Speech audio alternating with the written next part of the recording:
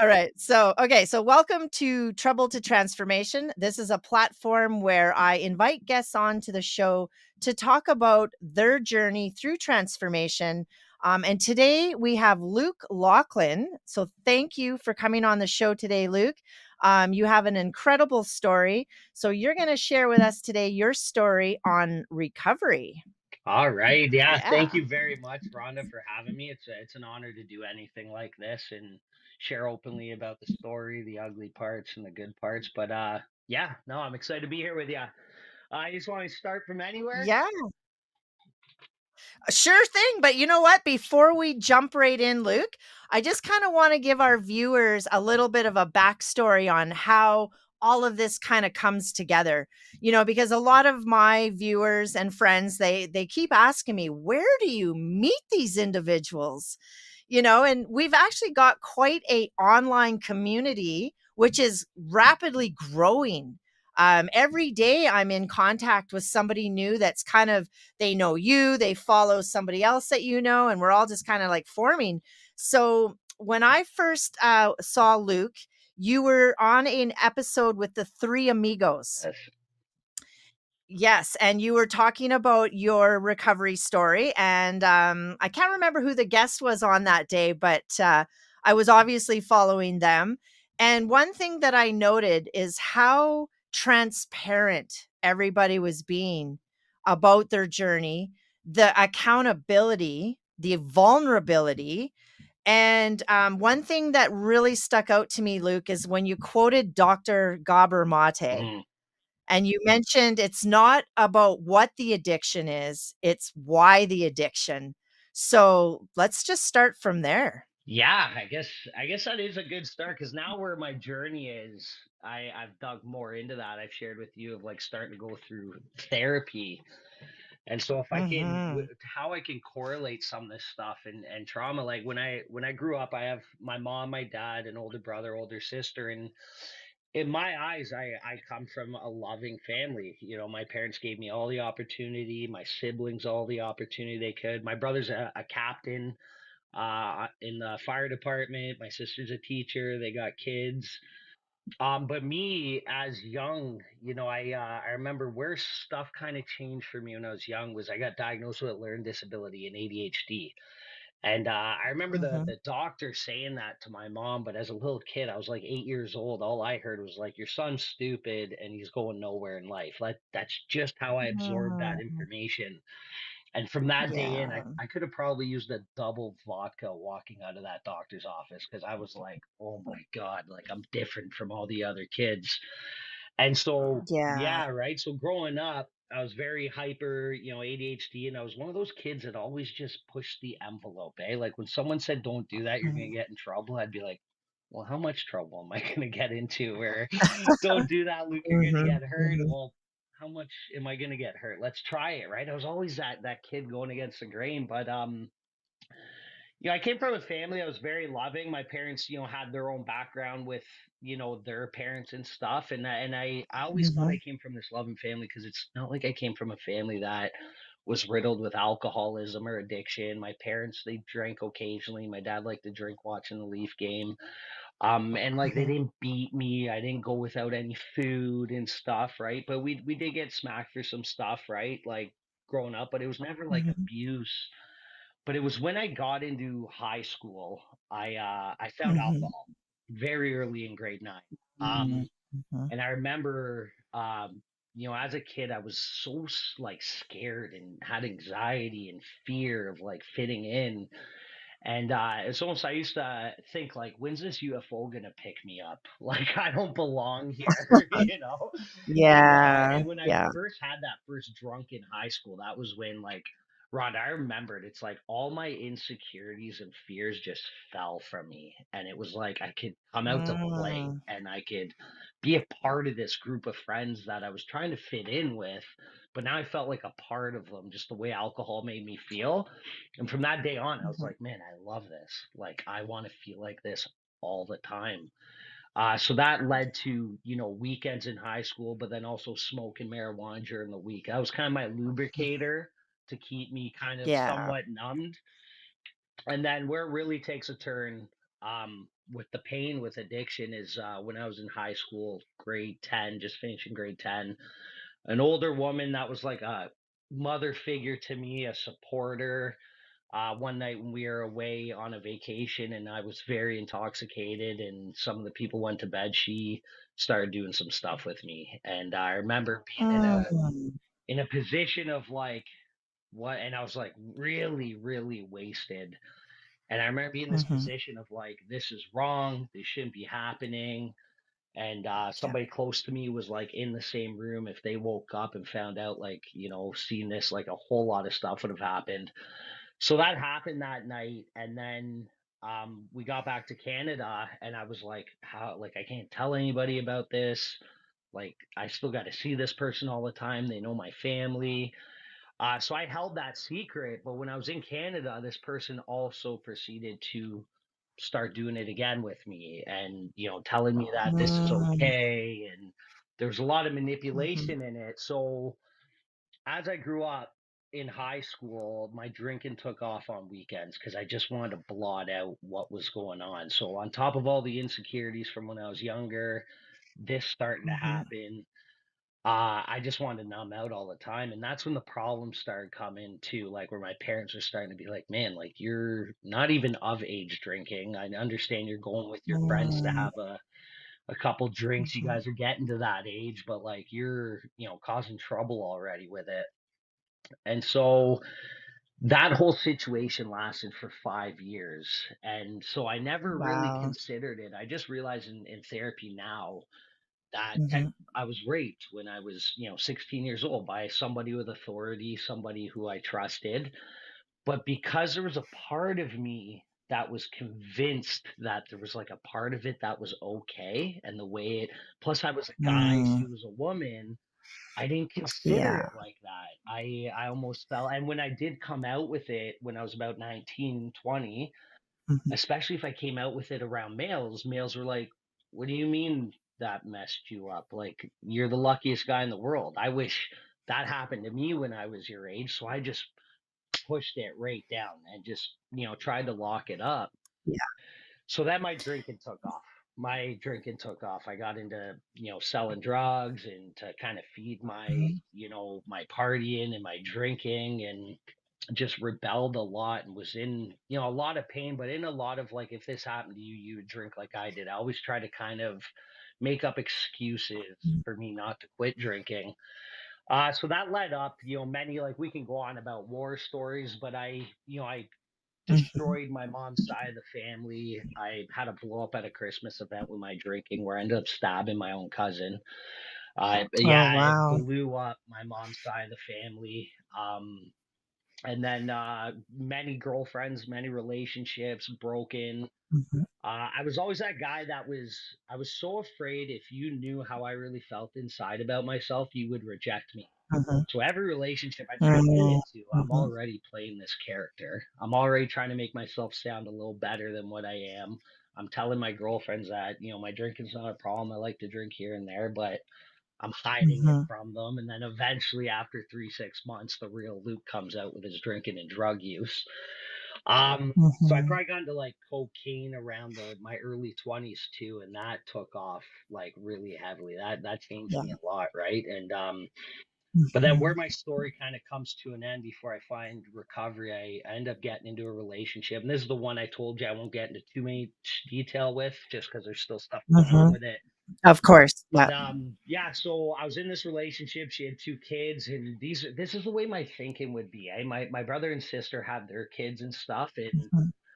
my parents, I'd always hear them people talking about like asking how my brother's doing, how my sister's doing, how Luke doing, and it's like they'd be so proud to like talk about how their oldest son's doing, how their daughter's doing, and then all they could say to some of these people is like, "Well, Luke, he's coming along." Like, they didn't have Mhm. much with what was going on and how I was living my life. They didn't have much to be proud of, and Mhm. man, that killed me. It absolutely killed me to Yeah. know that, That's right? hard. Yeah, right. It's, Yeah. and because you're just always being a letdown to the people that you love. But Mhm. Mhm. every time I tried to make a promise that I'm not going to do this again, I'm not going to drink, I'm going to Mhm. go get help, it's like within a couple of weeks, I'm right back doing the exact same thing that I'm doing. I could never Yeah. stay committed to it because it was the solution to what was going on deep down inside Luke. And I didn't know how to express really what I was really feeling. So, Yeah. yeah, so I had two blackout nights with Mhm. this relationship, which I caused a lot of damage. A lot of damage. Mhm. Like I've hurt people in my life over the Mhm. years. This one was like topped it all. And I remember coming to in I busted out of a cop car, I believe, after being arrested and coming to in a jail cell. Mhm. And like, what did I do? And next thing you know, I'm looking Mhm. at tons of charges and looking at, years in prison for some of the Mhm. charges. Mhm. So for the first time in my life, I'm in jail and this thought comes into my head. I think I'm the problem. Like, I think I'm the common denominator. Like, I need help here. And Mhm. I Mhm. asked for serious help. I ended up getting bail, going to rehab. I was told in rehab by a Mhm. counselor, Luke, if you don't leave here and either get into a 12-step program, get into therapy, or Mhm. get into some sort of program to get your life to continue with your sobriety, you're going to end up dead in jail or back here. Mhm. So I grabbed onto recovery, and that was all I thought about, all I did. And I got into a 12-step Mhm. program, and for the first year, my brother and sister wanted nothing to do with me. Like I disappointed my family so much, and my brother and sister, they couldn't Mhm. stand seeing what I was putting my mom and dad through. That when I was going for bail, my mom and dad were Mhm. trying to get their son out of jail. My brother contacted the lead investigator and prosecutor to tell them, do not let my brother out of jail. So they read in court in front of my mom and dad saying, Luke Laughlin's Mm. brother says Luke should not be released because he's a danger to himself, to society, and to his family as a whole, and he needs to stay somewhere. Oof. Thank God I Oof. got bail, and thank God I had that thought of, I think I'm the problem here because the old way of Mhm. thinking, even though I was just about to start my recovery, but I was so broken, but the old way of thinking, I would have been like, man, wait till I Mhm. see you. Like you're done. You just ratted on me, Mm. right? Yeah. But I was so broken Mhm. inside. I couldn't stand to look at the guy in front of the mirror, right? Mhm. So that first year, I got my siblings don't want nothing to do with me, other family that doesn't want anything to do with me, but my mom and dad would take a Mhm. big shot on me. And Mhm. so I started learning about alcoholism and started learning about Mhm. how to stay sober, how to get sober, how to stay sober, and it's all through Mhm. action, self-knowledge. Me knowing what could Yes. happen if I pick up another drink isn't going to keep me sober. It's what Mhm. I do each and every day. But now here's the Mhm. thing. I told you about the Christmas blow up I have. This is what's beautiful about Yes. recovery. When I called those family members and made amends to them, there was a couple of them that when I called to make amends, they're like, no, like you ruined the most Mhm. special occasion for our family. We don't want anything to do with you. We're happy you're on the path you're on, but please stay away. And yeah, it was hard to take, Mhm. but these are the consequences of how we affect people through our actions. But Yes. 2 months Mhm. later, I got a call from these family members saying, hey, maybe we could have a coffee. I was like, okay. And Mm. so I go over to my aunt's Yeah. house. And before we could even speak words, she had tears in her eyes. I had tears in my eyes. We hugged. And Mm. my aunt told me, listen, Luke, I forgive you for what you've done. And I want the best for Mhm. you. And I apologized and made amends to her. And then my other aunt came over and we did the same thing. And today, those Mhm. family members are like one of my biggest supporters on this journey. It's Oh, beautiful yeah. how what It recovery really can do, is. right? Yeah. And so, Yeah. that happened. My brother and sister came around. They're like my best friends. I'm an Mhm. uncle to two nephews and two beautiful nieces. Mm. I love Mhm. these kids. But here's the thing with what you touched on when I mentioned the Gabber Mate. I never dealt with Mhm. the trauma. I never dealt with that section. Like Mhm. I talked about it a bit and was like, okay, this Mhm. happened, but then I never really dug deep into it and really did that. We were talking about inner child work, which I just started with my therapist, which I Yes. was in tears. Oh, you I did was bring it in up. tears last week. Oh, Yeah, excellent. so Yeah, that makes my heart happy yeah, because that's where it yeah. starts. That is where it starts. Exactly. And Yeah. so I was 2.5 years sober. and life was going good. And I ended up getting into this Mhm. relationship recovery. Now I end up getting into a relationship with a girl that's about 13 years older than me, has a daughter. So I Mhm. don't see this at this point, but with the work I'm doing, I'm starting to recreate the trauma that happened when I was younger. And so I start dating Mm. her, and the relationship starts becoming more important than the recovery. And I'm trying to show up for Mm. her, and Mhm. it's starting to drive me nuts. And then I Mhm. started not being as honest as I was with, my sponsor and some of the guys that were holding me accountable. And I wasn't supposed to be going to see her because I was still on certain bail conditions, but now I'm starting to see her because who wants to be with a guy that's on bail? Because I still don't love myself fully. I haven't healed from a lot of stuff. And that Yeah. relationship went sideways and I had a relapse. And Mhm. I ended up back in jail. I ended up for Mm. a week, got bail again, and had a no contact order. And she reached out, and right away, I'm like, I'm so Mhm. sorry, and blah, blah, blah. And we're trying to work it back together. And what happens? My head can't take it. I have no more recovery in me, no more emotional sobriety. And Mhm. back out I go Mhm. drinking, and I end up in jail for 3 months. And this time I'm trying to off myself in there. I'm looking for fentanyl. I'm asking guys if they got Mm. fentanyl. Can they get fentanyl? And there's guys that are Wow. overdosing in this jail from that drug, Yeah. but for some reason Mhm. nobody can get it on my range. And finally, this chaplain came in to ask if I wanted some literature, and I don't know if it was something to look at me, but he like reached through Mhm. the thing at the door of our thing and poked me on my chest and was like, "Hey," because I told him I was an addict and alcoholic. He's like, "Hey man, like Mhm. you're worth this. All here is not who you are and doesn't need to be who you are." And asked me to come do an addictions course in the jail. And that, Rhonda, just like brought this hope to me again. Like I Yeah. didn't want to Yeah. die. I wanted to live. I wanted to fight for my sobriety again. And Mhm. I did a couple courses in there, a couple like Bible courses too. And then I started trying to Mhm. help guys while I was in there before I got bail. And then I got bail, went to rehab again, and I've been on this journey once again. With that incident, I just got taken care of at court. I actually got 2 years probation, Mhm. and that one's taken care of. But I have this other one in April. So now Mhm. today, I think it's all about trying to help others and stay focused on my recovery, but doing that internal work. Because like we mentioned, like the Garamate, right? Not why the Mhm. addiction, why the pain, and there's so much layers of that pain and trauma. And I'm starting to Absolutely. strongly believe that I don't think you can have long-term contented sobriety unless you really dig into that stuff and get to see how It's you so tick, true. because I Yeah. got to know how I tick Yeah. or I'm not going to know why I'm reacting to certain things. And so for the first time, Yes.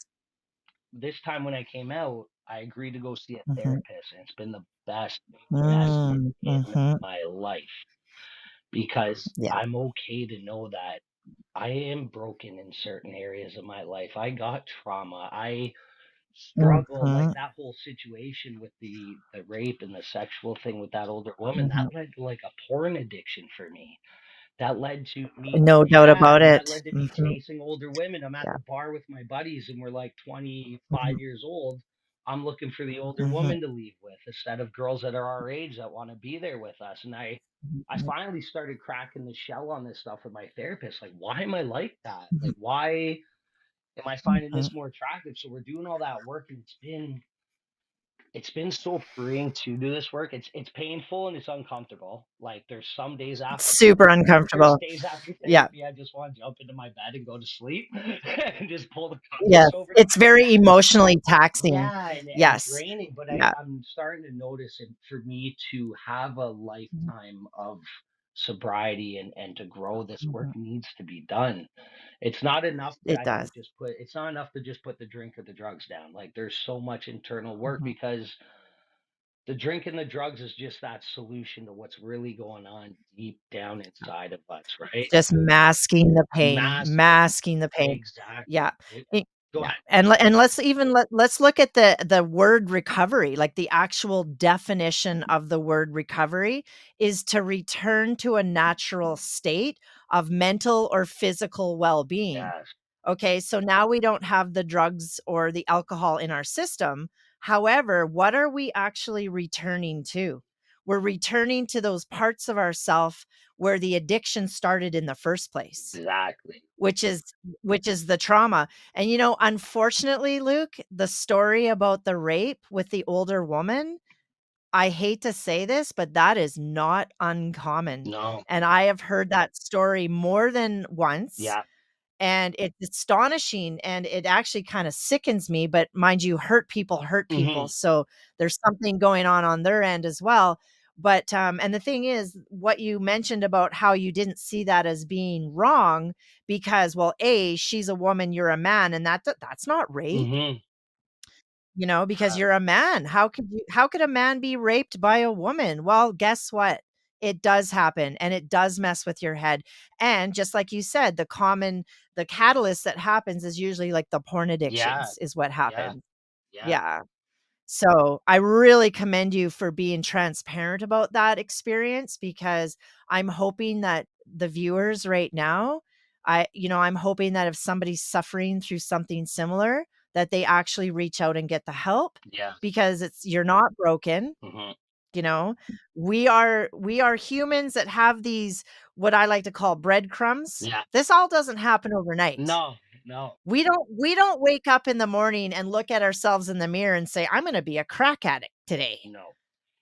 or "I'm gonna be a raging alcoholic today." No, this stuff happens gradually through time, and unfortunately, when we have these little catalysts in our life, what happens is there's a lot of, like, "I'm broken," there's Yeah. shame, and what does shame wanna do? It wants to run, it wants to Oh hide, it God. disconnects from our Yeah. communities and our society, it disconnects, and then what happens when we're in that loneliness and isolation? Well, that's usually where the substance abuse comes in. Yeah.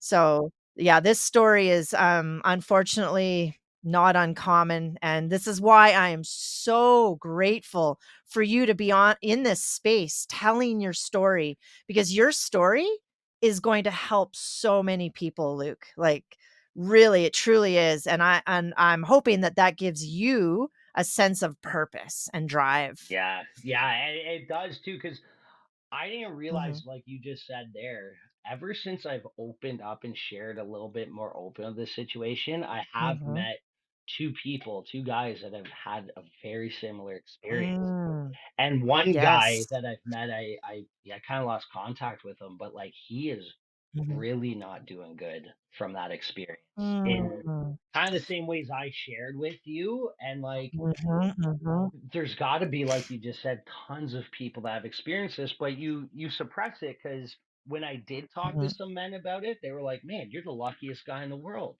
I wish that happened to me mhm. when I was that young." And I'm like, "Man, I wish it never happened to me." Like, Yeah, you know? yeah, Yeah, yeah, they're not talking from a space of actual experience though, yeah. right? Like, or maybe they are and they're just brushing it off, who Who knows? knows? Yeah, like, Um, exactly. yeah, and like some of these events that you happened in your life too, like, the Christmas dinner party, one thing that I did hear you say a while ago was that you were a tornado through Yes, people's lives, yes.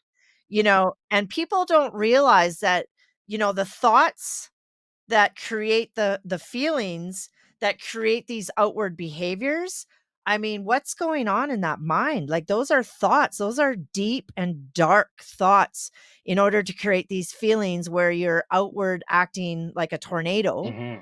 And really, if people are trained and they have the skills and the knowledge, they would understand that that's a cry for help.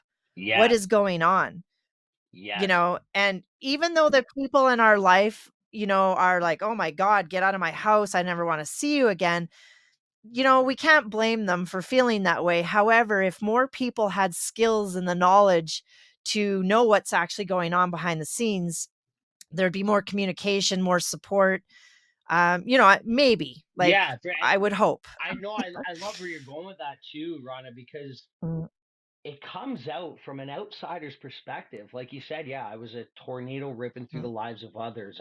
It comes out in very mm, selfish, self-centered, egotistical ways because I mhm, got so much of an armor and a mask on that I mhm, can't differentiate the truth of what's really going on and the false.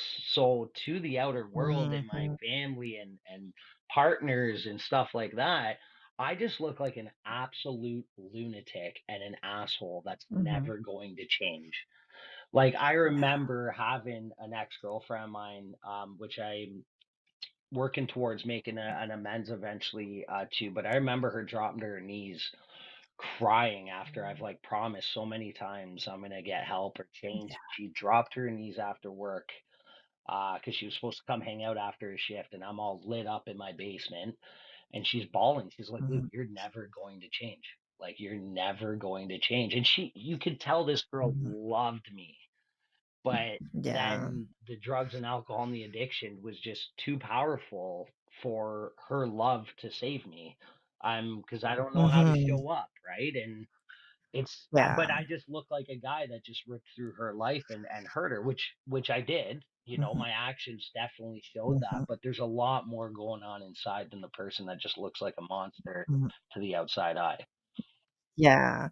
Yeah, and then there's a certain degree of shame that comes with that. When you hear those words, "You are never going to change. You are never gonna stop drinking." I mean, shame, we will believe that part about ourselves. Oh, and I did. Which then drives that spiral even further, right? And one thing that, I must mention, I heard you say, like, that selfishness Hmm. of just, like, that doing whatever you wanted, to meet your needs, Hmm. and really what that is just a cry for help again of getting your needs met no matter what they look like at that time. Yeah, Even though it was really destructive, that's kinda what you needed that at that time in order to numb the pain that was going on inside of you was just to not feel. yeah, That's what you needed in that time, yeah. you know? Oh But man. but looking back on that, what are your thoughts now when you think about your transformation from there till now into now? You know, one thing I'm grateful for it as much as Mhm, it's hard work.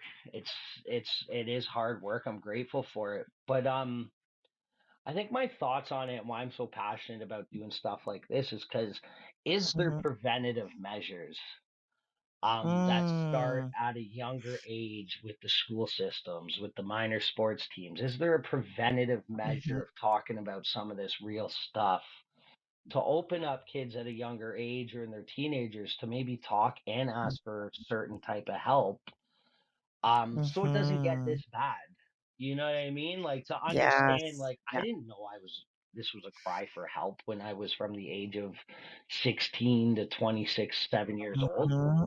I just, I know Yeah. I didn't want to live here anymore. Like I was constantly Mhm, suicidal ideation and a couple attempts. mhm, Like I mhm, I think, yeah, when I look back, man, I always think about like, what is there anything different that society can do as a whole to have a mhm. preventative measure on getting it to this point, getting it to the point of the suicide rate, the point of the overdose rate, Yeah, yeah. incarceration rate.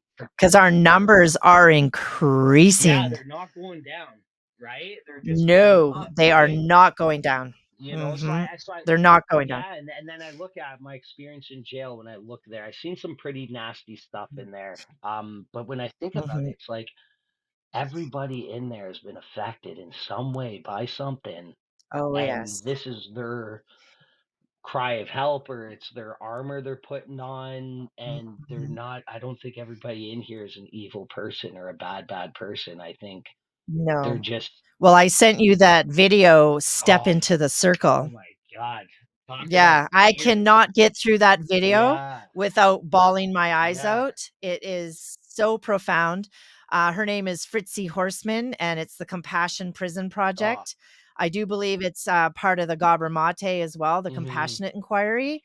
And basically what that is, just so our viewers know what we're talking about, it's kind of like a checklist. It's called the ACEs. hmm, And depending on how many you check off on that list, which is basically, how much trauma you have endured in your life, your chances of being incarcerated or becoming an addict are pretty high. yeah, I do believe 95% of all incarcerated men have endured trauma to things that we can't even imagine. yeah, So when we're looking at human development, like, even as far as, and let's just back that up a little yeah, bit too. yeah. Because one thing that you did mention was that your parents were not bad people and that you never really had this like really like extensive childhood trauma. But I think a lot of people have that misconstrued a little bit about what trauma actually Yes. is. Sometimes trauma doesn't mean that we had neglectful, abusive, mentally, physically abusive parents. That can actually mean that we didn't get things that we actually needed emotionally. Like I grew up with a very emotionally unavailable father, Hmm. which then, opened up a whole can of worms as well too, as far as my developmental went as a kid. So not having your needs met. Hmm. You said you were kind of diagnosed with ADHD, so you always had this thing of like, I don't fit in, I'm not accepted for who I am, I'm broken. Hmm. Yeah. Well, guess what happens to a young child with those thoughts going out into the world that there's something wrong with them? Yeah. Because that's what shame is. Shame is like there is something wrong with me. And I put that in one of my videos just recently about shame, how like for instance, if you're continuously bullied to the point now where you will adopt a core belief about yourself that there is something wrong with you. And that's why these people are abusing you, is because there is something wrong. Yeah. Where you went out into the world thinking that I'm broken, I have a learning disability, I can't fit in. And I can almost guarantee you that that's where it started. 100%. 100%. Because right away, Mhm. even in school, um, I was afraid to put my hand up because I always already think and believe I'm Yes. stupid. So if I get this Yeah. question wrong, it's just going to instill that. Mhm. Then I went to a special class, kind of a special ed class, and then kids would make fun of me. Yeah. That's where my Oh, violence and aggressive yes. came out, though, because I Of did start course. sticking up for myself. And I played hockey and Mhm. watched Ty Domi from the Leafs fight when I was a kid. So Me too. elementary school, I probably had about 17 suspensions because as soon as you would Ooh. say something to me that offended me or Mhm. hurt me and made me feel stupid, you're Yeah. getting a punch in the side of the Mhm. head. And so then Yeah. it turned into kind of an aggressive where I even would put kids down to make myself feel better, that which I am Of not proud of. course. But yeah, Hurt hurt people, people. right? Yeah, yeah. Mhm. And so that's what you touched there is, I think Gabor Mate again, he talks about the big T Mhm. trauma and the small T trauma. So like, Mhm. God bless my dad. I love him. I love him. I love my mom. But I remember a big thing. I Mhm. had a hard time crying, even getting emotional growing up. Mhm. Because if Mhm. I did something wrong and I got maybe a little bit of a clap, I'd start crying, and my dad would say the famous words, "Stop your crying, or I'll give you something to cry about." Well, right Yeah. away you go from right, and I know it Yeah. might be. I think it's probably generational trauma being passed down. Had That's all they that's knew. all they knew, right? Because That's all I they just knew. found out from my dad that his dad sometimes was a lot more rougher on him, right? So it's almost like it gets Mhm. passed down, right? And It totally yeah, right. does. So when I think about that, Yeah. I remember being like, man, I had a hard time crying in situations. Is that what that's from? And my Yeah. therapist was like, yeah, we're gonna get more into that too. you know. Yeah. Yeah.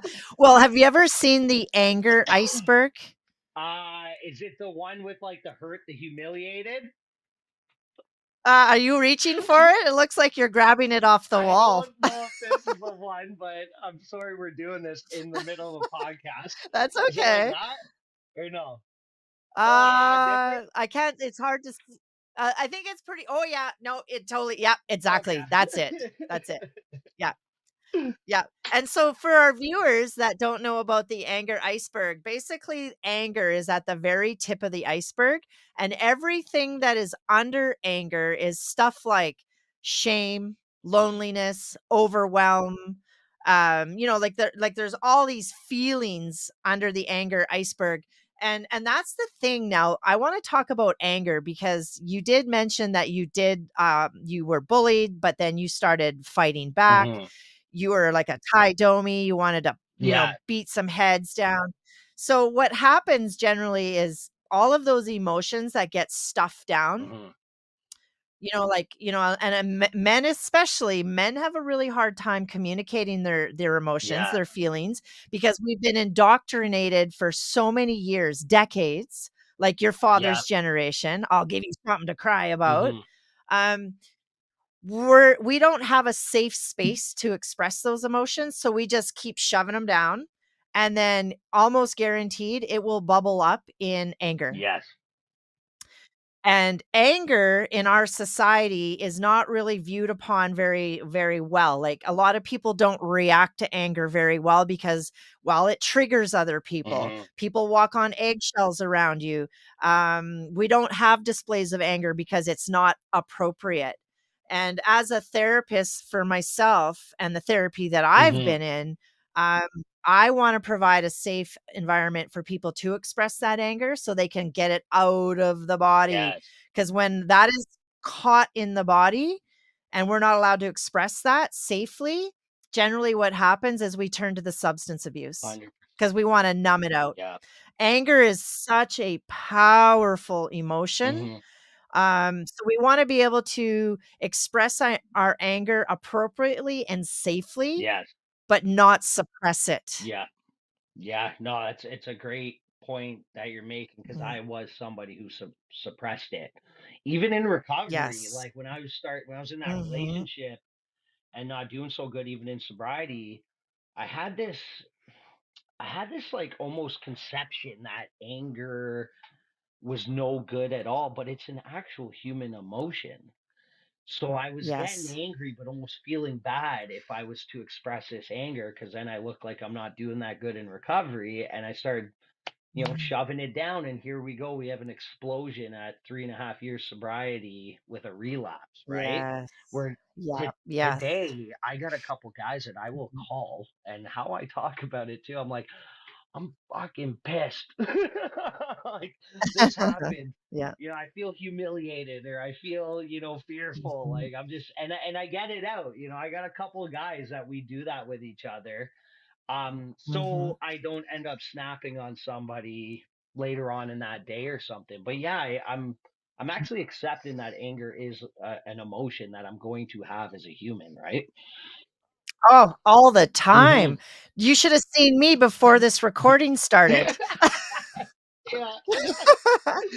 Right? Like, yeah, I mean, and the thing is, I have what I call grounding practices, grounding techniques where I just take 3 really big breaths through the nose, out through the mouth, and then I move. Like, I do some, like, shaking, shake my hands, some bouncing, whatever it is, but just to kinda get that out of the body a little Yeah. bit. Yeah.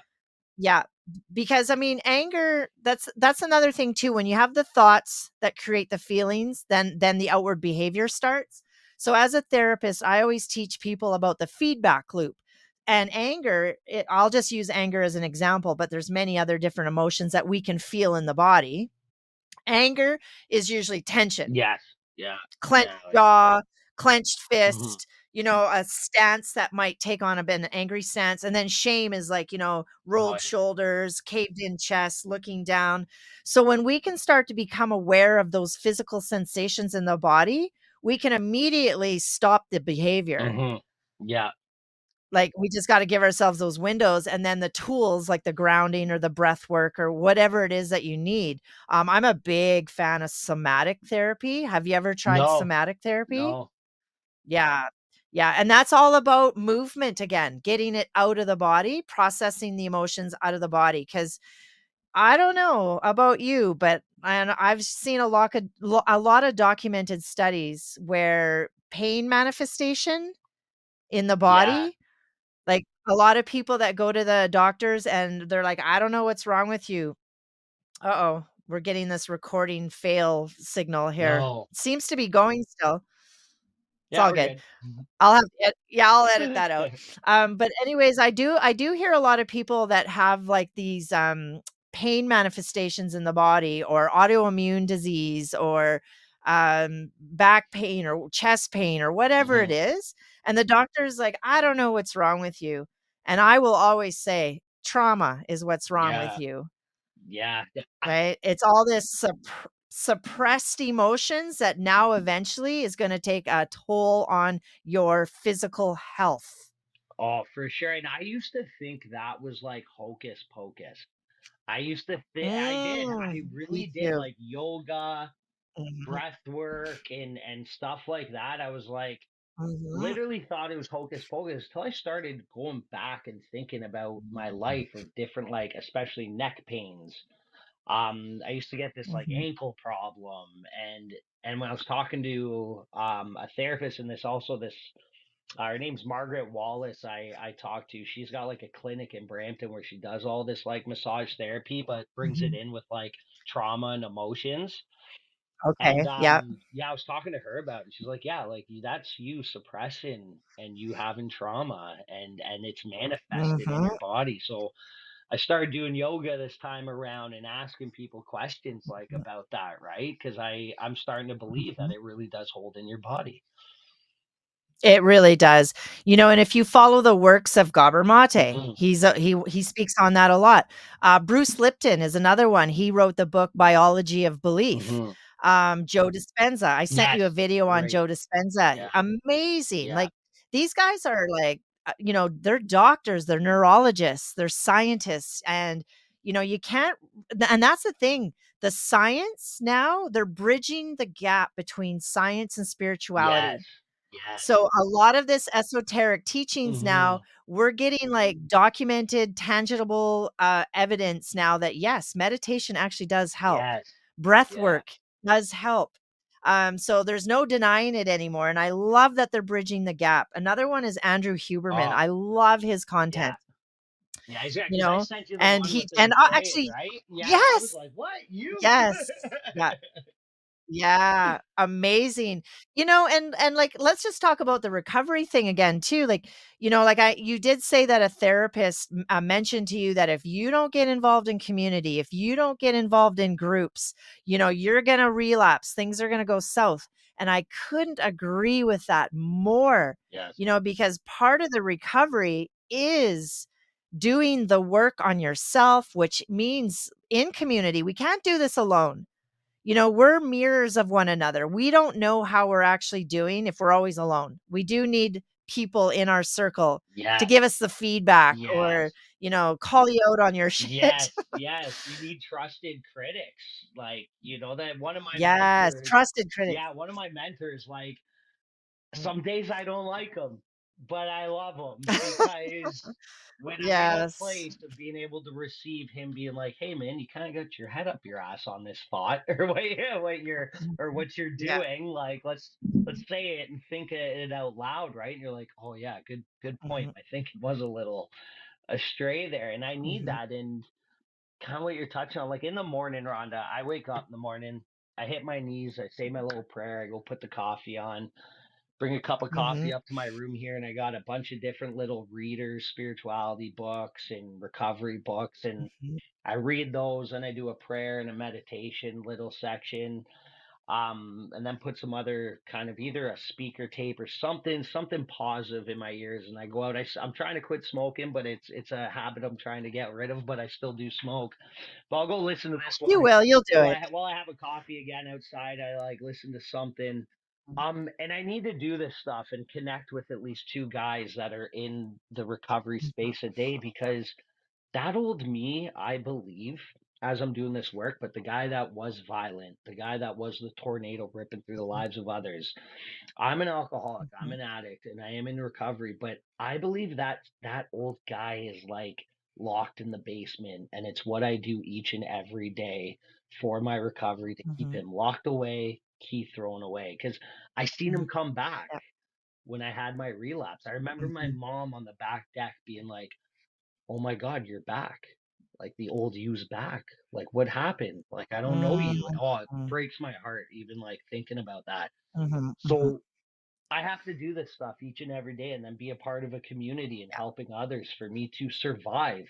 Because to drink is to die Mhm. for me. To use drugs again is to die for me. And my Yeah. life is on the line, I believe, in recovery. It is for Hmm. everybody. It really, truly. I mean, I'm no stranger around the addictions Hmm. myself. My drug of choice was Yep. cocaine. I spent 10 years. spent thousands of dollars and probably hundreds of thousands of dollars. But I mean, but now you look at the society today and like, if I do cocaine now, I have a very high chance of Yeah. overdosing because of the fentanyl crisis or whatever. And drinking for me was the gateway. Yeah. As soon as I started to drink, I wanted to call the Yeah. dealer. Wanted to, never mind that, I did. Yeah. Let's just Yeah. be serious There's here. no And I love what you said about setting up your environment because people really underestimate these little things that I call daily practices that we really do need in our life because without that, we don't have any guidance. We don't have a direction. Yeah. And sometimes we might fall off, but we don't Hmm. let it go too long. We've got to get right back on it again. Because that is like it's like the affirmations, like you said, the spiritual readings that you do every day. Say a little prayer. That's our anchor. It is. We need that. It is. And I Yes. believe like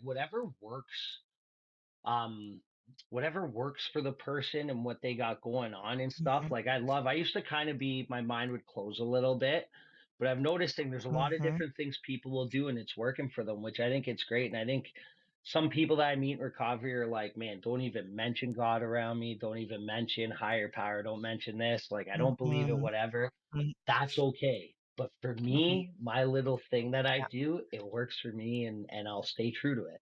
Right? yeah. Yeah. I really like that you said that too, because when I was at my rock bottom in my life, it was God that like God found me. I found Yes. God. Somebody got me. They picked me up one morning. I was an absolute dumpster fire. I had been up for 3 days and they took me to church. Really? Eh? And it was like probably one of the most profound experiences in my life. Love it. It was amazing. It was quite the experience. I really feel like the Holy Spirit really did enter me that day, changed my life. However, am I religious? No, Mhm. I do not go to church. I'm not super religious. Do I believe in God? Mhm. Yes. Do I believe in a spirituality? Yes, I believe in all of it. Yeah. And what it is for me is something greater than Yes. ourselves. Yeah. Right? Like something that's greater than ourselves, something that we can look up to and have faith in, and like all the atrocities that is happening around the world even today, like we have to have something to believe in. There's got to be a deeper Oh. meaning to this existence, that we call life. And I know that I've shared with you before about my plant medicine Mhm. journeys as Yeah. well. I've definitely sat down in a plant medicine ceremony space and I was shown like the spiritual warfare that's happening. And I mean, obviously, this has been going on since humanity. Mhm. However, when you actually get to experience it, it really does change your life. Yeah. And it's the same way with allowing God or spirit to enter your life as Mhm. well. Big changes come because of it. Yeah.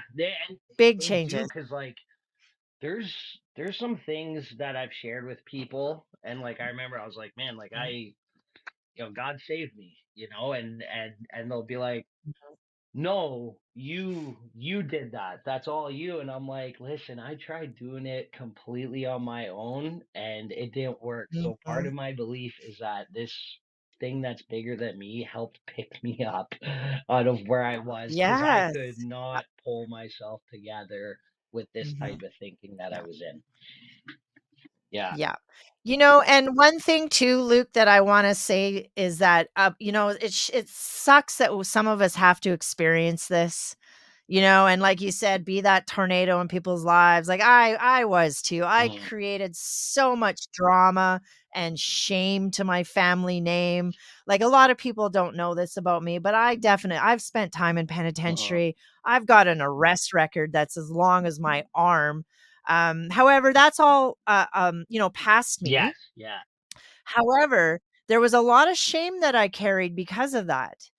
And it definitely stopped me from going out into the world and achieving some big goals because I was like, I'm not good enough. People are going to judge me, and just this negative chatter in my head all the time. But what I've realized now, and I'm pretty sure you can relate to this, is that now that we can step out from behind the veil of shame Mhm. and tell our story, what fucking power that Oh. is. Oh Like, yeah. God, Like, people are looking up to you now. They're looking up to me now, looking for guidance, looking for help, looking for support. So now I realize that all of that shitty stuff that happened in my life was meant to happen so that I can walk this path that I'm on today. Yes, Because without this experience, how are we supposed to help anybody? exactly. Really, Yeah. No, you right? couldn't, right? So And it took me a while to believe mhm, that, Rhonda. But yeah, I believe everything I mhm, went through was for a purpose. And I don't know if I think I shared this with you. Like, come April, I'm dealing with that first case that happened in 2019. And there's a chance that I might go to mhm, prison for a few years. And yeah, mhm, sometimes the thought will come in my head like, man, like then, I'm not going to be able to get my life started. But then I've come to this belief that's really I found peace in whatever the outcome's going to be. If God mhm, has a mhm, job for me to do in the prison, I'll go do my time in the prison and see where I can be of help. mm. If Powerful. God's work is for me to do out Mhm. here, I'll stay out here doing what I'm doing. And I sit Wow. in peace with that belief. Mhm. Yeah. Yes. Wow, Luke, that's powerful because, and you just said it, if that is meant to happen, there's gotta be some sort of purpose in Hmm. that. And you, my friend, are going to be an incredible leader because that's what drawn me to you was your incredible gift of speaking.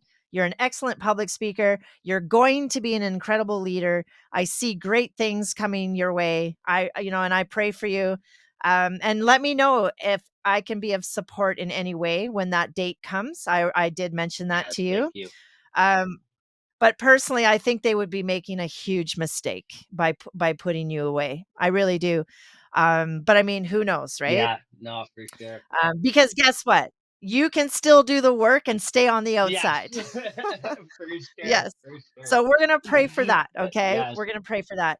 And that's actually where I want to take my practice is inside the men's penitentiaries. So who knows, Luke, maybe you and I can collaborate one day on a workshop and actually do this together one I would day. love that. I would hope Yeah. to down the road once this is over and I get some more freedom that we could definitely connect Mhm. and collaborate on something. That'd be awesome, Rhonda. Yes. Yeah, I'm actually right now working on a workshop to go inside the penitentiaries. So, fingers crossed. Yeah, fingers Mhm. crossed. I'm definitely putting the workshop Yeah. together and I definitely have enough connections. I do believe I can probably get in there, Okay. but one day at a One day at time, a but time.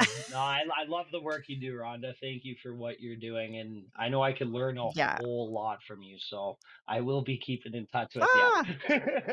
Yeah, thank you, Luke. Well, I can learn a lot from you too. We learn from Yeah. everybody. We learn from each other, and this is exactly why I encourage people that if they have a story or a niche, reach out to the ones that are already doing it, build a community, get the support, and just keep going. Like, Yeah. don't give up. I've been working on this kind of stuff for over 3 years now, and it's finally starting to take off. Wow. So, Wow. excellent. Awesome, Luke. Well, thank you so much for coming on today. And, but before we end this call, Yes. let our viewers know where they can reach you, where they can watch more of your content. Because by the way, Luke does put out amazing content. So where can they see They you? can see me on Instagram under at Lachlan Loughlin 1881, and Facebook is Mhm. Luke Lachlan Luke Yeah, and I'll put Loughlin. those yeah, and I'll put those links in the description. But do you also want to mention the Men United? Yes, sure, for sure. So yeah, I am part of. I teamed up with a guy named Troy for Men United. It's pretty much Mhm, with the suicide rates and the men's suicide rates, we just kind of want to create mhm, something for support for men that are struggling and share vulnerably on it. And we got some T-shirts and some sweaters that we're going to sell there, but we're trying to raise some money to put to a couple foundations and maybe help with some mm. resources. Our website's almost up, so it's men underscore three times united on Instagram. If anybody wants to follow us and support us. Oh, I definitely follow Men United, and yes, I'm hoping the viewers give you some support as well. And then I also will mention on Luke's Instagram page, he does lives with the lovely Jocelyn. Yes, Is that how? yes, Yeah. yeah. Yes. I so enjoy those lives. I always try to get on one every time, like, just to watch, and she's lovely. Uh-huh. I absolutely love Jocelyn. I started following her too. So, yeah, so if the viewers are